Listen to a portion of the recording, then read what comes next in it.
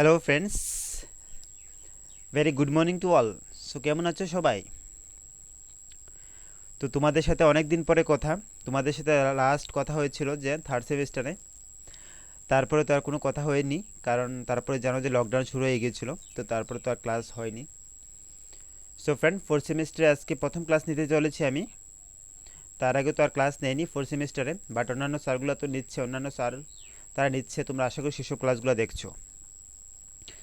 So আমি fourth semester থেকে unit first থেকে তোমাদের ক্লাস নেব। তো সেগুলো আমাকে দেওয়া হয়েছে, তো অবশ্যই ইউনিট ফার্স্টের মধ্যে যেসব টপিকগুলো আছে সেই সব টপিকগুলোর উপর থেকেই তোমাদের সাথে অবশ্যই তোমাদের জন্য ক্লাস নিয়ে আসবো। তো আমরা আপকামিং কয়েকটি ক্লাসের মাধ্যমে সেই টপিকটা কভার করবো। অবশ্যই তোমরা চাইবে যে সবগুলো ক্লাস ভালো করে দেখতে। তো তোমরা অবশ্যই এই ক্লাসগুলো দেখার প্রথমে, অবশ্যই ক্লাসগুলো স্টার্ট হওয়ার প্রথমে তোমরা চাইবে যে খাতা এবং পেন নিয়ে বসতে, কারণ ইনফরমেশন ফ্যাক্টগুলো তোমরা লিখে রাখবে ক্লাসের পাশাপাশি। এইসব এক্সামের মধ্যে থেকে কিন্তু ইন্টারনাল এক্সামগুলো কিন্তু হবে। তো তোমরা যদি সেসব কিছু যদি না নোট করে রাখো, কিন্তু আদারওয়াইজ পরের প্রবলেম ফেস করবে। তার পাশাপাশি তো আমরা এসব পিডিএফগুলো তোমাদের কমেন্ট সেকশনে পিন করে দিয়ে দেবো, সেখান থেকে তোমরা চাইলে ইজিলি অ্যাক্সেস করতে পারবে। সো ফ্রেন্ড, তো সবাই কেমন আছো? ভালো আছো তো না? অনেকদিন পরে কথা হচ্ছে আবার। সো হোপফুলি তোমরা সবাই ভালো থাকবে। সো কলেজ যখন খুলবে আবার তো আসলে দেখা হবেই। সো টিল দেন চলো তাহলে শুরু করা যাক ফ্রেন্ড আজকে ক্লাস। সো আজকে ক্লাস বেশি লং হবে না, জাস্ট ইন্ট্রোডাক্টরি ক্লাস, যেহেতু আজকে প্রথম দিন ক্লাস করতে চলেছি। জাস্ট বেশি সময় লাগাবো না, অবশ্যই কিছু সময়ের ভিতরেই, যাতে একটু ওভারভিউ দিয়ে তোমাদের শেষ করতে পারি। সো ফ্রেন্ড, চলো তাহলে শুরু করা যাক। আমাদের আজকের topic expansion and consolidation of British power India. So তোমরা দ্যাট মিনস তোমরা জানো যে ব্রিটিশ তারা কীভাবে তাদের পাওয়ারকে এক্সপেনশন করেছিল, এবং পাশাপাশি তাদের ক্ষমতাকে এক্সপেনশন করার পাশাপাশি তারা কীভাবে সেসবগুলোকে একত্রিত করেছিল। আমরা জানি যে ব্রিটিশ তারা যখন আসে তখন কিন্তু তাদের কোনো সেরকম কোনো ইন্টেনশনই ছিল না যে তারা এসে ইন্ডিয়ার মধ্যে শাসন করবে। বাট পরবর্তীকালে একটা সময় পরে দেখা গিয়েছিল ব্রিটিশ তারা কিন্তু আলটিমেটলি তারা শাসন করতে শুরু করেছিল। সো অনেক ঐতিহাসিক বলে যে ব্রিটিশ তারা আসার পেছনে মেন ছিল, ব্রিটিশ তারা যে ইন্ডিয়াতে আসে এবং শাসন করে সেটা অ্যাক্সিডেন্টালি ছিল। বাট অনেক অনেক ঐতিহাসিক মনে করে যে তারা সেসব কিছু প্রি প্ল্যান ছিল। সেসব কিছু তো আমরা অলরেডি জেনেছি এবং জানি সেসব কিছু। তো তার মধ্যে একজন ঐতিহাসিক, দ্য জন সেলে বলেছেন যে ব্রিটিশ তারা অবভিয়াসলি অ্যাক্সিডেন্টালি এসেছিল। উনি মনে করতেন যে ব্রিটিশ তারা আসার পেছনে অ্যাক্সিডেন্টের কারণ ছিল, কারণ ব্রিটিশ তারা শুধু ইন্ডিয়ার মধ্যে আসেনি, তারা ওয়ার্ল্ডের বিভিন্ন কান্ট্রিতে গিয়েছিলেন এবং সেখানেও তারা শাসন করে, সেখানেও তারা ট্রেডের জন্য গিয়েছিলেন। সেমভাবে তারা ইন্ডিয়াতেও আসে। বাট ইন্ডিয়ার যখন যে ইন্টারনাল সিচুয়েশন তখন এরকম পর্যায়ে ছিল যে ব্রিটিশ তারা তখন তারা ইন্ডিয়াকে শাসন করতে বাধ্য হয়েছিল এবং তাদের পাওয়ারকে এক্সপেনশন করতে বাধ্য হয়েছিল। তো আমরা অবশ্যই জানবো কেন তারা সেই পাওয়ারকে এক্সপেনশন করে, কী এমন কারণ ছিল যে ব্রিটিশরা তাদের পাওয়ারকে এক্সপেনশন করতে হয়েছিল, এবং কী এবং কারণ ছিল যে ব্রিটিশরা তাদের সেই ইন্ডিয়ার মধ্যে শাসন করতে বাধ্য হয়েছিল। তো তার বিভিন্ন কারণ হচ্ছে, বিভিন্ন ঐতিহাসিক বিভিন্ন মতামত দেন। অনেক ঐতিহাসিক মনে করেন যে ব্রিটিশ তারা প্রি প্ল্যান এসেছে, যে ইন্ডিয়ার মতো এত ফার্টাইল ল্যান্ডকে তারা কীভাবে ছাড়তে পারে, যে ইন্ডিয়ার মতো এত বিগ মার্কেট, যে বাস্ট মার্কেটকে তারা কীভাবে ছাড়তে পারে। সো বিভিন্ন ঐতিহাসিক বিভিন্ন মত দেখান। তো আমরা অবশ্যই সেসব কিছু নিয়ে আলোচনা করব। সো তোমরা চাইবে যে লাস্ট অবধি থাকতে। আমরা কিন্তু যখন যখন fan end of the chapter তখন কিন্তু তোমাদের জন্য টেস্টও নিয়ে আসবো, তখন চাইবো যে সবাই যাতে সেই টেস্টে পার্টিসিপেট করতে পারো। আমরা কিছু এমসিকিউ টাইপ কোয়েশন থাকবো। সো অ্যাকচুয়ালি তো ব্রড কোয়েশন তোমরা দিতে পারবো না, কারণ সেখানে তোমরা করতে পারবে না। তো এমসিকিউ টাইপ কোয়েশন দেবো, সেখানে তোমরা সবাই পার্টিসিপেট করবে। আদারওয়াইজ এই নোটগুলো কিন্তু তোমরা প্রিপেয়ার করে অবশ্যই তোমরা নোট বানিয়ে নেবে। সো ফ্রেন্ড, আমাদের ক্লাসগুলো তো ইংলিশ ভার্সনই করাবো, বাট সেটা আমরা সম্পূর্ণ তোমাদের বাংলা দিয়ে দিব, বেঙ্গলিতে সম্পূর্ণ দিয়ে দেবো। তা নিয়ে কোনো চিন্তা করতে হবে না। ইংলিশ দেখে কেউ চলে যাবে না যে স্যার ইংলিশ করাচ্ছেন, আমাদের তো ইংলিশ নেই, তো কীভাবে হবে। তো অবশ্যই চাইবে যে কোঅপারেট করতে। আমরা অবশ্যই তার পুরোটা বাংলা বলে দেব, পাশাপাশি তো যখন নোট প্রোভাইড করবো তখন অবশ্যই বাংলাতে তোমরা চাইলে দিয়ে দেবো আদারওয়াইজ। সো চলো ফ্রেন্ড, আমরা জানি ব্রিটিশ ইস্ট ইন্ডিয়া কোম্পানি এসেছিল দ্য 1600 AD আর 1599। তখন সময় যে ব্রিটিশ ইস্ট ইন্ডিয়া কোম্পানি ইন্ডিয়াতে এসেছিল, তো তারা মেইনলি আসে যে ইন্ডিয়ার সাথে রিলেশন বিল্ড আপ করে, যে ট্রেডিং রিলেশন বিল্ড আপ করে ইন্ডিয়ার সাথে, যে ইন্ডিয়ার সাথে ট্রেড করতে এসেছিল, এবং সেই কারণে ব্রিটিশ তারা ইন্ডিয়াতে আসে এবং তারা আসে 1600 AD বা 1599 দিকে। তো তারা যে মেইন আসে, তারা আসার মেইন কারণ ছিল যে তারা ইন্ডিয়ার সাথে রিলেশন করবে, ট্রেডিং রিলেশন বানাবে এবং তার থেকে তারা মুনাফা অর্জন করবে। বাট তাদের কখনো ইন্টেনশন ছিল না প্রথম দিকে যে তারা ইন্ডিয়াকে শাসন করবে। বাট আলটিমেটলি দেখা গিয়েছিল, একসময় দেখা গিয়েছিল তারা বুঝতে পেরেছিল যে ইন্ডিয়ার মধ্যে ট্রিমিন্ডাস ইকোনমিক্যাল অপরচুনিটি আছে, ইন্ডিয়ার মধ্যে অনেকটা অপরচুনিটি আছে। যদি তারা সেই অপরচুনিটিকে, সেই ইকোনমিক অপরচুনিটিকে ইউজ করতে পারে, তাহলে তাদের তাদের তাদের এক কান্ট্রি থেকে আরেক কান্ট্রিতে সেইভাবে যাওয়া আসা করতে হবে না। তারা এক কান্ট্রি থেকেই যে এক জায়গা থেকে সব কিছু তারা পেয়ে যাবে। তো তারা আলটিমেটলি তারা তখন একটা সময় পরে চিন্তা করতে লাগে যে যখন যেহেতু আমাদের ইন্ডিয়ার মধ্যে ইকোনমিক্যাল অপরচুনিটি, বিগ অপরচুনিটি আছে, সেক্ষেত্রে তারা ডিসাইড করে যে তারা শুধু যে কান্ট্রির মধ্যে শুধু ট্রেডিং রিলেশনই রাখবে না, তার থেকে একটু বেশি কিছু করবে। জাস্ট ট্রেড উইথ ইট, যে শুধু just not just trade with, শুধু যে ইন্ডিয়ার সাথে ট্রেড করবে সেরকমটা নয়। তাদের উইশ ছিল যে তারা কান্ট্রির মধ্যে রুল করবে, একটা সময় রুল দ্য কান্ট্রি, তা কান্ট্রির মধ্যে রুল করবে। এবং সেই রুল করার পেছনে কিন্তু বিভিন্ন কারণ ছিল। ব্রিটিশ তারা কখনো তাদের সেরকম থটস আসেনি নিজে থেকে যে তারা কান্ট্রি রুল করতে যাবে। সো ইন্ডিয়ার মধ্যে সিচুয়েশন বা ইন্টারনাল ম্যাটার সেরকমটাই ছিল, তারপরে তারা রুল করতে বাধ্য হয়েছিল। তো ইন্ডিয়ার মধ্যে কীরকম সিচুয়েশন ছিল অবশ্যই তোমরা জানো সেটা কীরকম সিচুয়েশন ছিল। তো পাশাপাশি আমরা আপকামিং ক্লাসে সেগুলো নিয়ে তো অবশ্যই আলোচনা করব, কেন কী এরকম পরিস্থিতি ছিল যে ব্রিটিশ তারা ইন্ডিয়ার মধ্যে রুল করতে বাধ্য হয়েছিল। সো ফ্রেন্ড, ব্রিটিশ তারা আমাদের আজকের কুয়েশনের যে আজকের টপিক আমাদের expansion and consolidation of British power in India. তো আমাদের টপিকের মধ্যে আসছে যেমন 1818 থেকে 1856। বাট আমরা যদি 1818 থেকে 1856 যদি আলোচনা করি, তাহলে আমরা কিন্তু সেভাবে পুরো ব্যাকগ্রাউন্ডটি পাবো না। তো ব্রিটিশ তার আগেও শুরু হয়েছিল তাদের এক্সপেনশন, শুধু যে 1818 থেকে 1856 সেটা নয়, শুধু সেটা তো তার মধ্যে কিন্তু বেশিরভাগটা হয়ে গিয়েছিল। বাট তার আগে থেকে যে ব্রিটিশ তারা শুরু হয়েছিল, এবং সেটা কখন থেকে শুরু হয়েছিল, ব্রিটিশ তারা আসে কিন্তু 1600 দিকে। যখন তারা আসে তখন প্রায় অ্যারাউন্ড 100-150 বছর কিন্তু তারা সেইভাবে কোনো এইভাবে থটসে আনেনি যে মাথার মধ্যে তারা শাসন করবে। বাট একটা সময়ের পরে যখন দেখতে পেয়েছে যে ভারতের মধ্যে ইন্টারনাল ম্যাটার খুব বেশি, যেমন দুইটা পারস্পরিক রাজ্যের মধ্যে দেখা যাচ্ছে যে তাদের অনেকটাই দ্বন্দ্ব লেগে থাকতো বা সবসময় তাদের মধ্যে বিরোধ দেখা দিত। এবং সেই কারণে তারা বুঝতে পেরেছিল যে যদি আমরা তাদেরকে সেই বিরোধকে কাজে লাগাতে পারি, যদি তাদের যে সমস্যাকে যদি আমরা কাজে লাগাতে পারি, তাহলে কিন্তু আমরা সেখানের মধ্যে রুল করতে পারবো। তো তার জন্য দেখা গিয়েছিল যে ব্রিটিশ যখন দুই পক্ষের মধ্যে কোনো সমস্যা দেখা দিত, তখন ব্রিটিশ থার্ড পার্টি হিসেবে পার্টিসিপেট করতো। তখন হইতে পারে একটা পার্টিকে সাহায্য করতে বা আরেকটা পার্টিকে করতো না, তখন একটা পার্টিকে আরেকটা পার্টির এগেনস্টে করে দিত। এবং সেই সুযোগটাকে কাজে লাগিয়ে কিন্তু ব্রিটিশ বিভিন্ন তাদের মার্কেটটা তৈরি করেছিল। এবং সেটাই শুরু হয়েছিল, সেটা শুরু দেখা গিয়েছিল সেই ব্রিটিশদের সেই বিরোধিতা করা শুরু করেছিল যে ব্যাটল অফ প্লাসি, সেই ব্যাটল অফ প্লাসি দিয়ে কিন্তু সেই বিরোধিতা শুরু করেছিল আমরা তাছাড়া। এবং সেই ব্যাটল অফ প্লাসির মধ্যে গিয়ে কিন্তু তা পরিপূর্ণ রূপ লাভ করে। তো এখন বলতে পারি স্যার, ব্যাটল অফ প্লাসি কী ছিল, ব্যাটল অফ প্লাসি কী এমন ছিল যে সেখান থেকে তারা শুরু করতে হয়েছিল, এবং কী এমন হয়েছিল সেই ব্যাটল অফ প্লাসির মধ্যে। তো ব্যাটল অফ প্লাসি অলরেডি আমরা পড়েছি তোমাদেরকে, এবং তোমরাও পড়েছো, আশা করি সেগুলো মনে আছে। তবুও আমরা কুইক রিভাইজ করে দিচ্ছি। তোমরা জানো যে সিরাজউদ্দৌলা যে বাংলার নবাব হয়েছিল কত, 1756। দ্য নবাব অফ বেঙ্গল কত হয়েছিল, 1756। বাট সেই ব্যাটল প্লাস কিন্তু 1757 হয়েছিল। এবং কিসের জন্য হয়েছিল, যে আমরা জানি নবাব আলীবর্দী খাঁর কিন্তু কোনো পুত্র সন্তান ছিল না।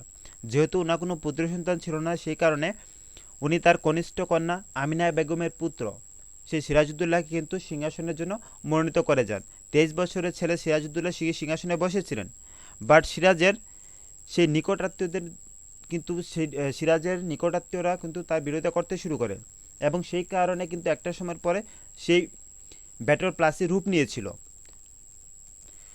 বাট দেখা গিয়েছিল যে ক্ষমতার লোভে কিছু সিরাজের নিকটাত্মীয়রা কিন্তু সিরাজের সাথে সেই বিশ্বাসঘাতকতা করেছিলেন। তখন সময় যে কমান্ডার ইন চিফ ছিলেন যে মির্জাফর সেই কমান্ডার চিফ ছিলেন সেই ব্যাটল প্লাসির সময়। এবং সিরাজ সেই ব্যাটল প্লাসে কিন্তু হারতে হয়েছিল, তার কারণ ছিল সে মির্জাফরের।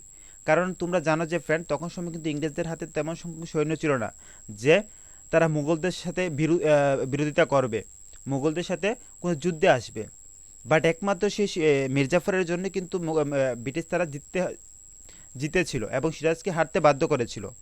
তখন সিরাজের কাছে এত সংখ্যক সৈন্য ছিল যে তারা যদি সাপোজ কোনো অস্ত্র ছাড়াও একজনকে আরেকজনকে মারতো, তাহলে কিন্তু তবে ব্রিটিশরা জিততে পারতো না। বাট দেখা গিয়েছিল যে আলটিমেটলি কিন্তু সিরাজের সৈন্যদের কিন্তু অনেকটা ক্ষতি হয়েছিল সেই ব্যাটল প্লাসির মধ্যে।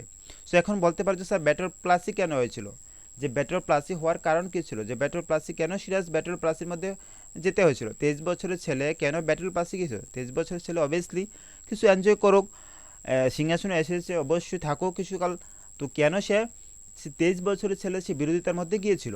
তো ফ্রেন্ড তার পিছনে অনেক অনেক কারণ ছিল। আমরা জানি যে 1707 খ্রিস্টাব্দে 1707 খ্রিস্টাব্দে মুঘল সম্রাট ঔরঙ্গজেবের মৃত্যুর পর থেকে কিন্তু বাংলায় স্বাধীন নবাবী যুগের সূচনা হয়েছিল। সো মুঘল সম্রাট ঔরঙ্গজেবের মৃত্যু হয় 1707 খ্রিস্টাব্দে, এবং তারপরে যে বাংলার স্বাধীন নবাবী যুগের সূচনা হয়। এবং তারপরে দেখা গিয়েছিল যে মুর্শিদ কুলি খাঁ থেকে আলীবর্দী খাঁ, যে সকল নবাব তারা এসেছিলেন সকলের সাথে কিন্তু ইংরেজ বণিকদের মোটামুটি সম্পর্ক ভালো ছিল। বাট একটা সময় সিরাজের সময় সেই সম্পর্কটা কিন্তু তিক্ততায় পরিণত হয়েছিল, এবং তার পরিণত হওয়ার কারণও ছিল, তো তোমরা জানো যে ইংরেজ কোম্পানি কিন্তু ফারুক শিয়ার যে মুঘল এম্পায়ার থেকে ফরমান লাভ করেছিল। তো এখন মিন্স দ্যাট মিন্স ফরমান কি, যে ফরমান হলো সেটাই যার বিনিময়ে তারা বিনা ট্যাক্সে, যে ইনপুট এবং এক্সপোর্ট ট্যাক্সে কোনো ট্যাক্স দিতে হবে না, এবং সেই ট্যাক্সের বিনিময়ে তারা বেঙ্গলের মধ্যে তারা বিজনেস করতে পারবে। বাট একটা সময় পরে দেখা গিয়েছিল যে কোম্পানির সেই কর্মচারীরও সেই ফরমানে কিন্তু অপব্যবহার করতে শুরু করে, এবং তার ফলে কিন্তু বাংলার নবাব সেই ইনপুট অ্যান্ড এক্সপোর্ট ট্যাক্স থেকে তারা বঞ্চিত হচ্ছিল, এবং সেটা কিন্তু সিরাজকে কখনো সন্তুষ্ট করেনি, এবং সিরাজ সেটা ভালো চোখে দেখেনি যে কেউ বিজনেস করতে এসেছিল। বাট ঠিক আছে, মুঘল এম্পায়ার তাদেরকে ফরমান দিয়েছে, ঠিক আছে মুঘল এম্পায়ার তাকে ফরমান দিয়েছে, অবশ্যই তোমরা ফরমান ইউজ করো, বাট তোমরা ব্যক্তিগত স্বার্থে ইউজ করলে সেটা কীভাবে হবে, তাহলে সেটা কীভাবে চলবে? তো বেসিক্যালি ব্রিটিশ তারা সেরকমটাই করতো অ্যাকচুয়ালি। তখন সময় যে ইনিশিয়াল স্টেজে ব্রিটিশ তারা বিভিন্ন যে রুলার থাকতো তাদের সাথে বিভিন্ন সন্ধি করতো, তো ট্রিটি করার ফলে বলতো যে তোমাদের কিছু করতে হবে না, সব কিছু আমরাই করব, জাস্ট তোমরা আমাদেরকে পারমিশন দিয়ে দাও, আমরা তোমাদেরকে তার বিনিময়ে রেভিনিউ দেবো, প্রত্যেক মাসে রেভিনিউ এত এত টাকা করে দেবো, তোমরা কিছু করতে হবে না। তো সেইভাবে কিন্তু ব্রিটিশ তারা বিভিন্ন রুলারদের সাথে বিভিন্ন সন্ধি করে, বিভিন্ন ট্রিটি করে, তারা সেসব কিছু গ্রাস করতে থাকে। তো একটা সময় পরে সিরাজ সেটা বুঝতে পারে, সিরাজ কিন্তু সেরকমটা ছিল না, সিরাজ তো স্বাধীন নবাব ছিল, সিরাজ কখনো চাইতো না যে তাদের ল্যান্ডের মধ্যে অন্যরা এসে শাসন করুক। অ্যাকচুয়ালি ফ্যান এখন বলতে পারো যে স্যার আমরা জানি যে মুঘল তারও বাইরে থেকে এসেছে এবং ব্রিটিশ তারও এসেছে বাইরে থেকে, তাহলে দুজনের মধ্যে ডিফারেন্স কী রইলো? অ্যাকচুয়ালি ফ্রেন্ড মুঘল তারা যখন বাইরে থেকে আসে বা ইন্ডিয়াকে তাদের নিজস্ব থাকার জায়গা অথবা ইন্ডিয়ার মধ্যে তারা থাকতে শুরু করে, সেই ক্ষেত্রে কিন্তু তারা মুঘল তারা কিন্তু সব কিছু বাইরে পাঠাতে শুরু করেনি, যে সব কিছু বাইরে পাঠাবে, ইন্ডিয়ার মধ্যে থাকবে, খাবে এবং সব কিছু বাইরে পাঠিয়ে দেবে, এমনটা নয় কিন্তু। তো তারা নিজস্ব ল্যান্ড হিসেবে ভাবতে শুরু করেছে। বা ব্রিটিশ তারা কিন্তু সেরকমটা ছিল না, ব্রিটিশ তারা জাস্ট আসছে, অতিথির মতো আসছে এবং তারা শাসন করবে, সব কিছু নেবে এবং তারপরে সব কিছু তাদের নিজের দেশে পাঠিয়ে দেবে। তো সেক্ষেত্রে তো ইন্ডিয়ার ক্ষেত্রে কিন্তু ইকোনমিক থেকে তো স্লো হয়ে যাবে না, সেক্ষেত্রে যদি সব কিছু তারা বাইরে পাঠিয়ে দেয় সেক্ষেত্রে ইন্ডিয়ার মধ্যে কী থাকবে? তো তারা কিন্তু সেরকমটা করছিল না, তারা ইন্ডিয়ার মধ্যে আসছিল, বিজনেস করতে আসছিল এবং সব কিছু আলটিমেটলি সব কিছু তাদের দেশে পাঠিয়ে দিয়েছিল। তো সেটা ছিল মুঘলদের এবং ব্রিটিশদের মধ্যে ডিফারেন্স। তো মুঘল তারা কখনো এরকম ছিল না, মুঘল তারা ইন্ডিয়ার মধ্যে থাকছে, খাচ্ছে, অথবা তাছাড়া ইন্ডিয়ার মধ্যে সব কিছু কামও করছে, সব কিছু অ্যাক্টিভিটি করছে। আমরা তার মধ্যে বিভিন্ন রুলার দেখেছি যে খুব ভালো ভালো কাম করেছে, যেমন শাহজাহান বলো, ঔরঙ্গজেব বলো, জাহাঙ্গীর বলো, তারা কত ভালো ভালো কাম করে গেছে না, বাবর বলো। ব্রিটিশ তারা কোন একজন ব্রিটিশ আসে যে তারা ইন্ডিয়ার মধ্যে এসেছে বা ইন্ডিয়ার জন্য অনেক কিছু করেছে? তো সেরকমটা কোনোটাই নয় কিন্তু, তারা জাস্ট ইন্ডিয়ার মধ্যে বিজনেস করতে আসছে এবং তাদের সম্পূর্ণ তাদের স্বার্থ দেখেছে। তাছাড়া ইন্ডিয়ান বা যে ভারতের কোনো মানুষের কোনো স্বার্থ দেখেনি কিন্তু। সেই ক্ষেত্রে সেই কোম্পানির লোকেরা যখন সেই ফরমান অপব্যবহার করতে শুরু করে, তো সিরাজ সেটাকে কখনো মেনে নিতে রাজি হয়নি।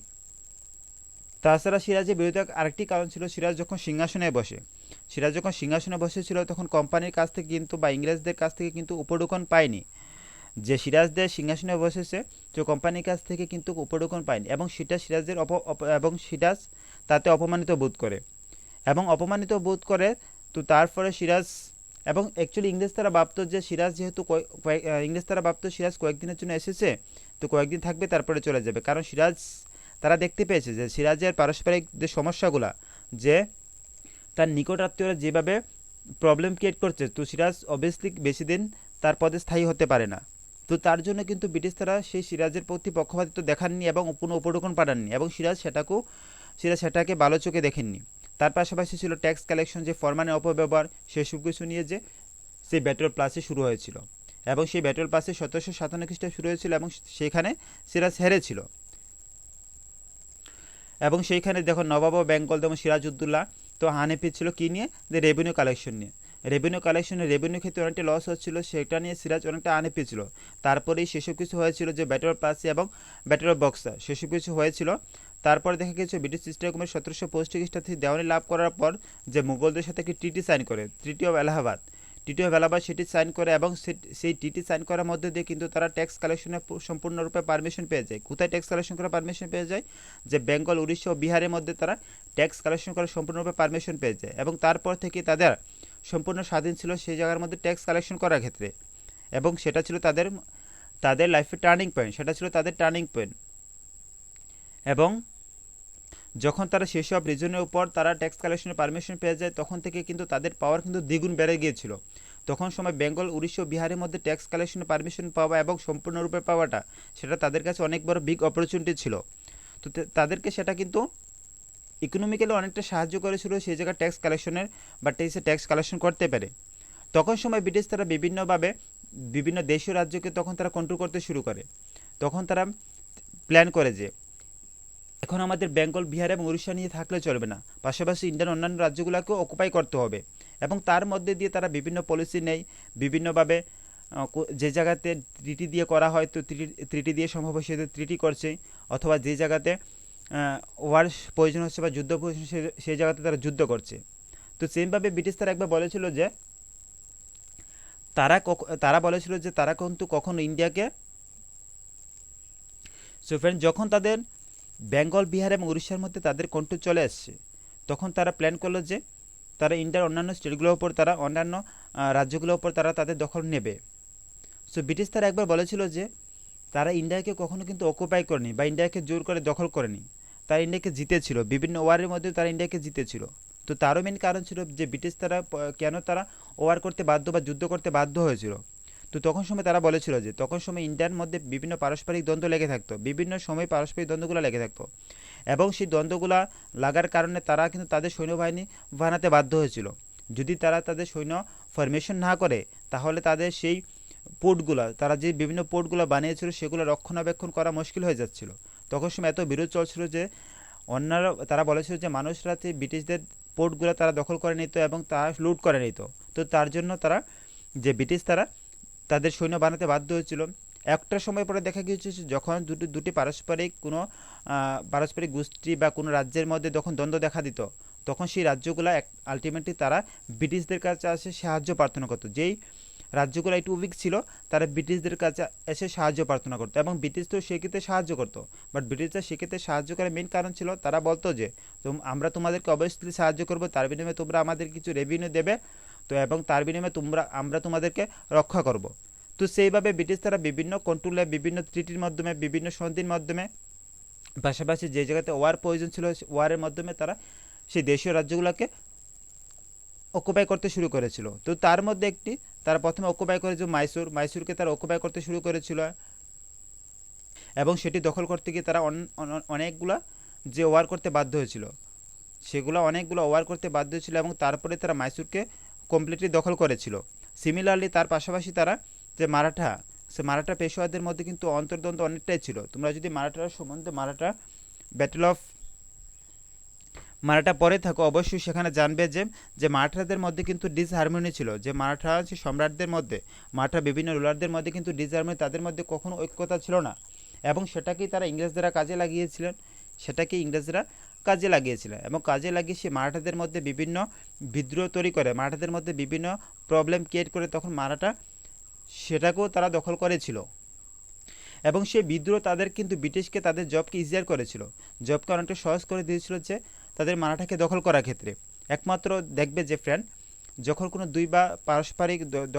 দুটি পার্শ্ববর্তী বাড়ির মধ্যে যখন কোনো সমস্যা হয়, তখন সেই ক্ষেত্রে যদি তৃতীয় কোনো থার্ড পার্টি কোনো ইনভলভমেন্ট হয়, এবং সেই থার্ড পার্টি যদি সেটার অ্যাডভান্টেজ নেয়, তখন দেখবে যে সেই দুই পার্টির মধ্যে কিন্তু সমস্যা তো সমাধান তো হবেই না, তখন আরও বেড়ে যাবে এবং থার্ড পার্টির সেই সমস্যা থেকে তারা সমস্যা থেকে তারা ফেসিলিটি বুক করবে। সেক্ষেত্রে কিন্তু ইংরেজ তো সেরকমটা করেছিল, যেহেতু মারাঠার বিভিন্ন রুলারদের মধ্যে বিভিন্ন দ্বন্দ্ব লেগে থাকতো অনেকটা সময়।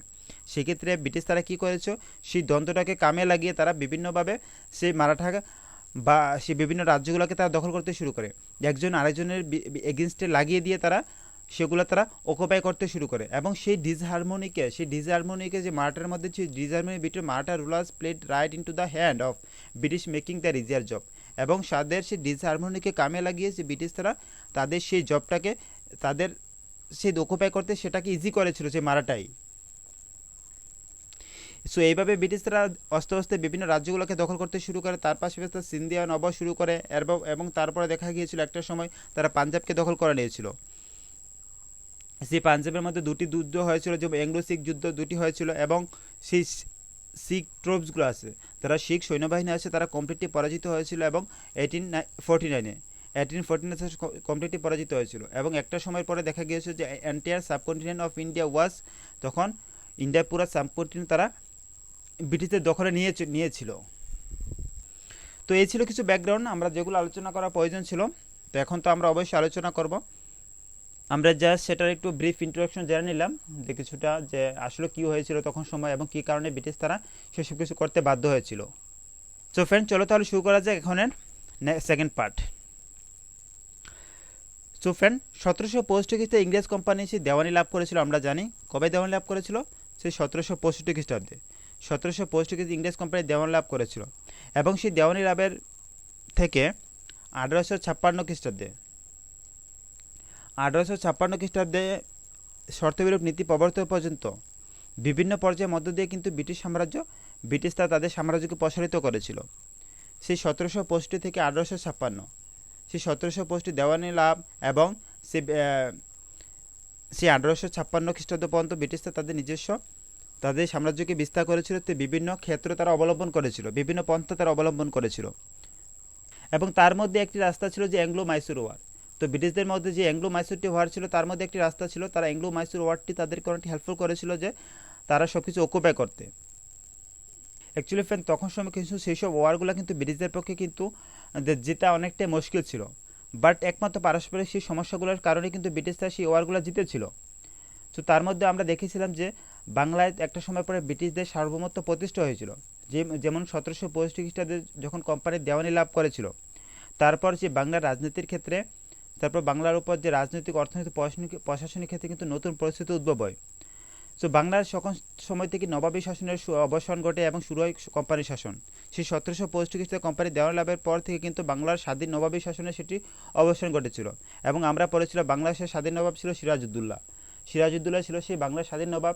এবং তারপর থেকেই, এবং 1765 খ্রিস্টাব্দে কিন্তু বাংলার মধ্যে টোটালি নবাবী শাসন শুরু হয়, শেষ হয়, এবং কোম্পানি শাসন শুরু হয়।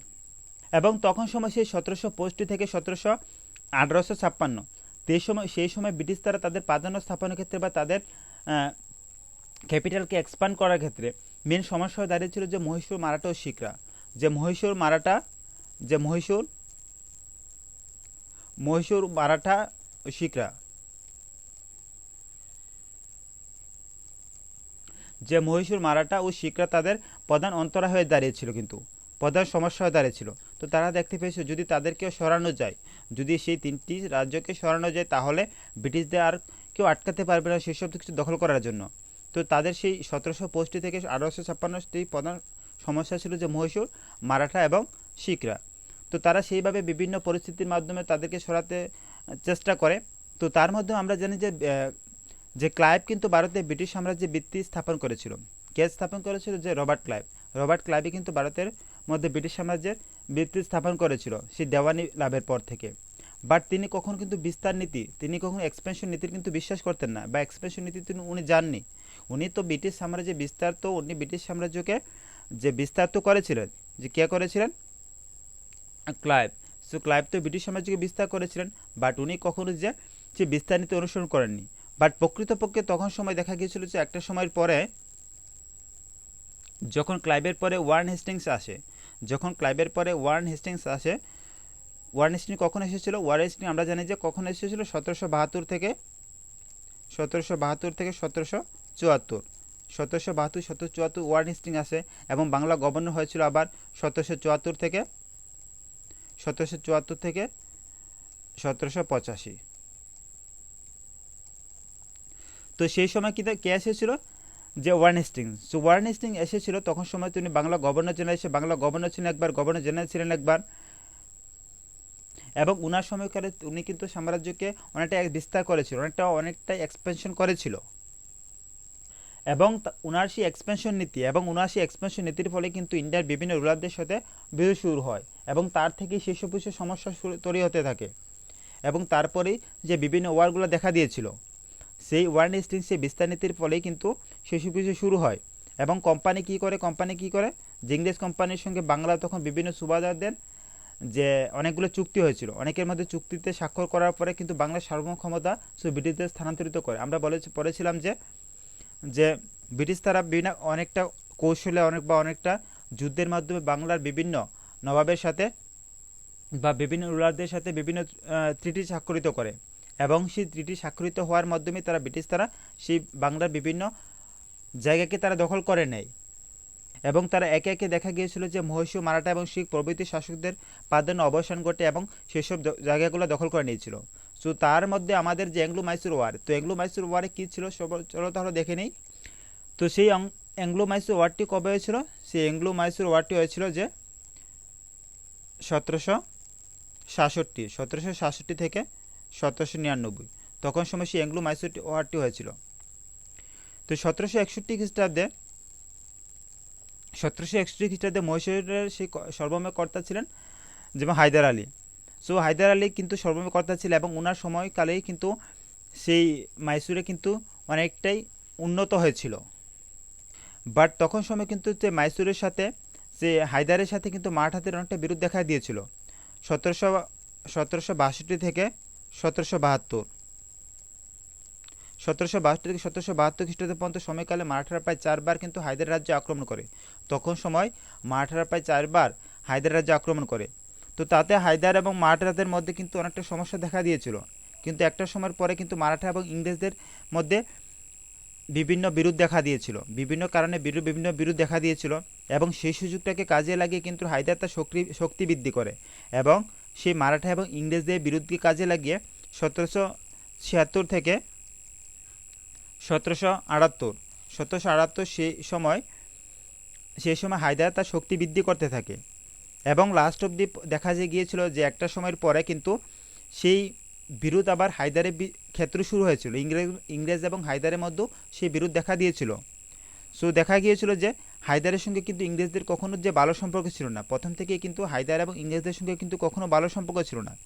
সো ইংরেজদের মিত্র আমরা জানি যে অটোকের নবাব মোহাম্মদ আলী কিন্তু ছিল হায়দারের শত্রু, যে মোহাম্মদ আলী ছিল কিন্তু হায়দারের শত্রু, সেই ক্ষেত্রে হায়দারের শত্রু ছিল এবং কয়েকটি আঞ্চলিক আধিপত্য নিয়ে এবং তাদের মধ্যে বিভিন্ন বিরোধ দেখা দিত সবসময়। তো ইংরেজ কিন্তু উইদাউট ইনভিটেশন কিন্তু তাদের মধ্যে মধ্যস্থতা করে এবং সেটা কিন্তু নিজামের যে হায়দারের কখনো ভালো লাগেনি, যে দুটি পার্টির মধ্যে যে থার্ড পার্টি এসে বসে তাদের মধ্যে বিভিন্ন প্রবলেম ক্রিয়েট করবে, সেটা হায়দার কখনো ভালো চোখে দেখেনি। তো নিজামের সঙ্গে মিলিত হয়ে কিন্তু অটোকের নবাবের আক্রমণ রাজ্য করে এবং যখন হায়দার অটোকের নবাব মোহাম্মদ আলী রাজ্য আক্রমণ করে তখন কিন্তু সেই ইংরেজরাও কিন্তু সেইভাবে তাদের সাথে জড়িত হয়ে পড়ে। তখন সময় শুরু হয়েছিল যে ফার্স্ট অ্যাংলো মাইসুর ওয়ার, যে প্রথম ইঙ্গো মহীশূর যুদ্ধ 1767 থেকে 1769। তখন সময় প্রথমবারের মতো যে অ্যাংলো মাইসুর ওয়ার হয়েছিল। তো আমরা জানি অ্যাংলো মাইসুর ওয়ার কিন্তু একটি হয়নি, তার অ্যাংলো মাইসুর হয়েছিল 4-4টি অ্যাংলো মাইসুর ওয়ার হয়েছিল। 4-4টি অ্যাংলো মাইসুর ওয়ার হয়েছিল, তার মধ্যে প্রথমটি ছিল 1766 থেকে 1761। এখন বলতে পারো যে 1766 থেকে 1761 সেই মাইসুর ওয়ারটি কাদের মধ্যে হয়েছিল? তো এক পক্ষে ছিল যে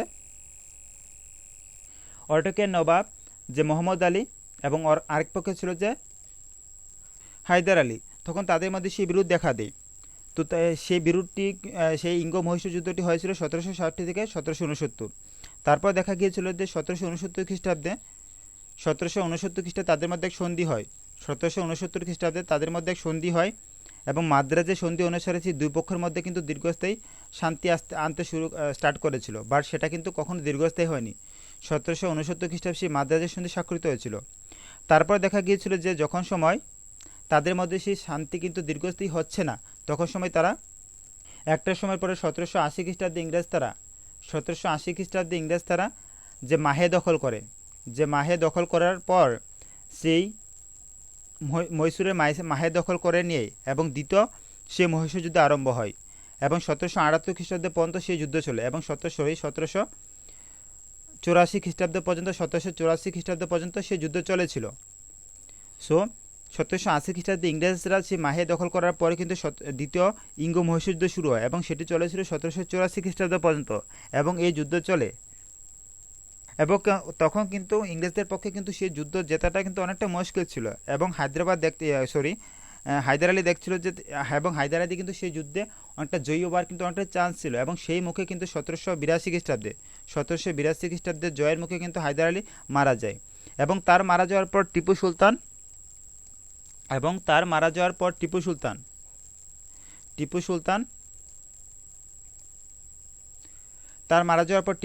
সেই মহীশূরের কৃতিত্বভার গ্রহণ করে এবং সেই যুদ্ধে কিন্তু ইংরেজরা পরাজিত হয়েছিল এবং পরাজিত হয়েছিল টিপুর সাথে যে ম্যাঙ্গালুরু সন্ধি স্বাক্ষর করতে বাধ্য হয়েছিল 1784 খ্রিস্টাব্দে।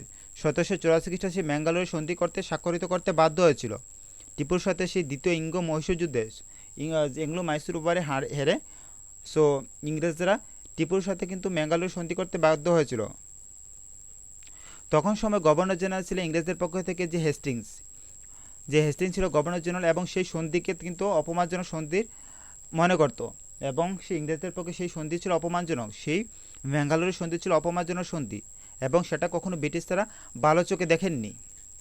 সো তারপর আমাদের জানো যে নেক্সট ওয়ার শেষ হয়ে গিয়েছে, নেক্সট অ্যাংলো মাইসুর ওয়ার, তারপরে শুরু হয়েছে third Anglo Mysore war.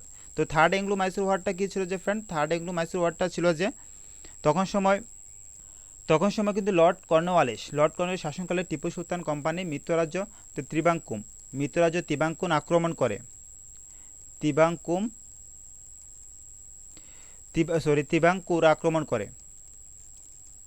Tipu Sultan ইংরেজদের মিত্ররাজ্য তিবাঙ্কুর আক্রমণ করে এবং তখন পরে শুরু হয়েছিল যে তৃতীয় ইঙ্গ মহীশূর যুদ্ধ এবং সেই যুদ্ধটি শুরু হয়েছিল 1790 থেকে 1792।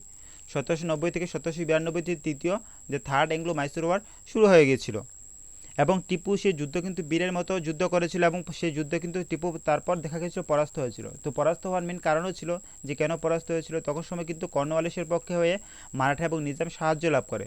তখন কিন্তু সেই যুদ্ধে যে মারাঠা ও নিজাম কিন্তু তখন ইংরেজদের সাহায্য করেছিল। আমরা বলছিলাম যে ইংরেজ তারা কীভাবে সেই যুদ্ধগুলো জিতছিল, লাস্ট পর্যন্ত কিন্তু তারা ইংরেজরা মারাঠা এবং নিজামকেও সরিয়ে দিয়েছিল, বাট প্রথম দিকে কিন্তু সেই মারাঠা এবং নিজাম সেই কর্নওয়ালিসকে ইংরেজদের সাহায্য করে এবং সে কারণে তখন টিপু পরাজিত হতে বাধ্য হয়েছিল এবং বাধ্য হওয়ার কারণে লর্ড কর্নওয়ালিস তার রাজধানী শ্রীরঙ্গপত্তম অবরোধ করে এবং সেই টিপু পরাজিত হওয়ার কারণে তখন সময় টিপুর রাজধানী ছিল কি শ্রীরঙ্গপত্তম অবরোধ করতে বাধ্য হয়েছিল এবং দেখা গিয়েছিল যে তখন সময় এবং তারপর টিপু সুলতানের সাথে শ্রীরঙ্গপত্তমের সন্ধি স্বাক্ষরিত করে 1792 খ্রিস্টাব্দে। 1792 খ্রিস্টাব্দে শ্রীরঙ্গপত্তমের সন্ধি স্বাক্ষর করতে বাধ্য হয়েছিল এবং এই সন্ধি অনুযায়ী স্থির হয়েছে এবং এই সন্ধি বলা হয়েছে টিপু তার রাজ্যের অর্ধাংশ ক্ষতিপূরণ স্বরূপ 30 লক্ষ পাউন্ড অর্থ ইংরেজদের দেবে এবং সেই সন্ধির মধ্যে স্বাক্ষরিত হয়েছিল যে যুদ্ধের যে পরিমাণ ক্ষতি হয়েছিল ইংরেজ শাসকদের এবং সেই শাসকদের সেই ক্ষতিপূরণ বাবদ টিপু যাতে 30 লক্ষ পাউন্ড যাতে ইংরেজদের প্রদান করে এবং এই শর্তের বিনিময়ে কিন্তু টিপু সুলতানকে ইংরেজরা আবার তাদের রাজ্য ফিরিয়ে দিয়েছিল। বাট কিন্তু মহীশূরের ক্ষমতা কিন্তু ততদিন পর্যন্ত কিন্তু ইংরেজদের হাতে চলে গিয়েছিল এবং মহীশূরের উপর যে ক্ষমতা এবং অন্যদিকে ইংরেজ কোম্পানির ক্ষমতা প্রতি বৃদ্ধি পেয়েছিল এবং মহীশূরের উপর তখন থেকে কিন্তু ইংরেজদের ক্ষমতা বৃদ্ধি পায় এবং টিপু সুলতানের ক্ষমতা তখন থেকে কমতে শুরু করে।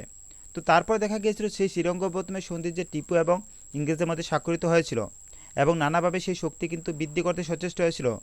শ্রীরঙ্গপত্তমের সন্ধির পর টিপু চাইছিল যে যাতে তার ক্ষমতাকে আরও বৃদ্ধি করা যায়, কারণ কিভাবে সে চাচ্ছিল যে তাদের রাজ্যকে কিভাবে আবার ব্রিটিশদের কাছ থেকে নেওয়া যায়। সো তারপর উনি প্ল্যান করলেন যে যেহেতু এখন কিন্তু ব্রিটিশদের পক্ষে যেহেতু মারাঠা এবং নিজাম ব্রিটিশদের পক্ষে চলে গেছে, তাহলে তার পক্ষে কিন্তু একলা যে ব্রিটিশদের পক্ষে যে যুদ্ধ করাটা এত সহজ হবে না। তো সেই কারণে তারা যে ফ্রান্সের সাহায্য লাভের আশায়, যে টিপু সুলতান ফ্রান্সের সাহায্য লাভের আশায় জেকোবিন দলের সদস্য ছাড়াও তুরস্ক, আরব, কাবুল, মরিশাস প্রভৃতি দেশে উনি সামরিক অভিযান পাঠান।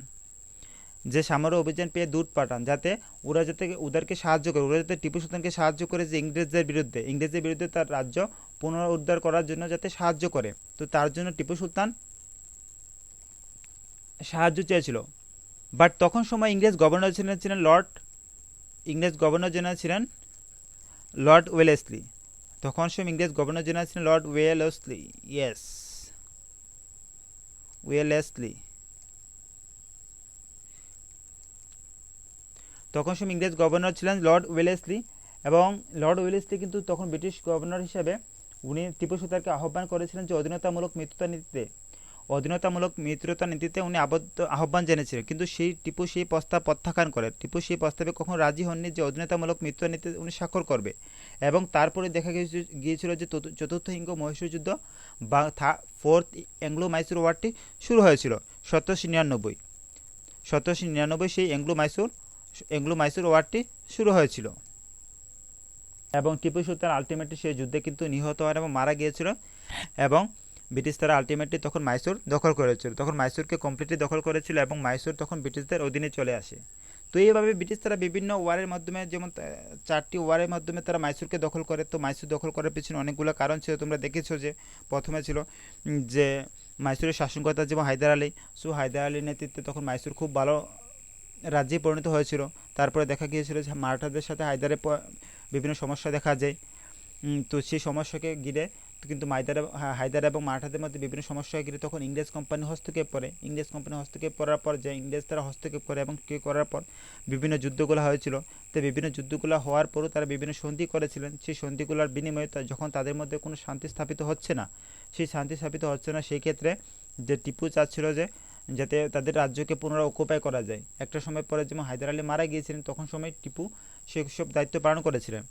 তো টিপু তো সেসব ব্যাপারে বা সেসব ক্ষেত্রে তার শক্তি বৃদ্ধি করতে পারেনি। তো একটা সময় পরে ফোর্থ অ্যাংলো মাইসুর ওয়ারের মধ্যে টিপু নিজের প্রাণ দিয়েছেন এবং সেই যুদ্ধক্ষেত্রের মধ্যে, এবং তখন পরে দেখা গিয়েছিল যে মাইসুরকে ইংরেজরা দখল করে নিয়েছিল। তো এই ছিল বিভিন্ন ব্যাকগ্রাউন্ড। তো আমাদের আজকে ক্লাস তাহলে এতটুকুই থাকুক। নেক্সট ক্লাসে ব্রিটিশ এক্সপেনশন নিয়ে অন্যান্য টপিকগুলোর উপর ডিসকাশন করবো। আরও অনেকগুলো রয়েছে, আমাদের অবশ্যই সেগুলো আলোচনা করতে হবে। আজ যেহেতু প্রথম দিন, তো তাহলে আজকে এতটুকুই থাক। তোমরা কি বলো? তোমরা যেসবগুলো বলেছি অবশ্যই চাইবে যে বারবার শুনতে। তাছাড়া আমরা যখন ক্লাসগুলো শেষ হয়ে যাবে তখন সেসব ক্লাসগুলো কিন্তু কমেন্ট বক্সে পিন করে দেব। সো তোমাদের আর যদি কোনো কোয়েশ্চেন থাকে অবশ্যই তোমরা কমেন্ট করতে পারো। তোমাদের জন্য কমেন্ট সেকশন ওপেন থাকবে, অবশ্যই সবাই সেখানে কমেন্ট করবে।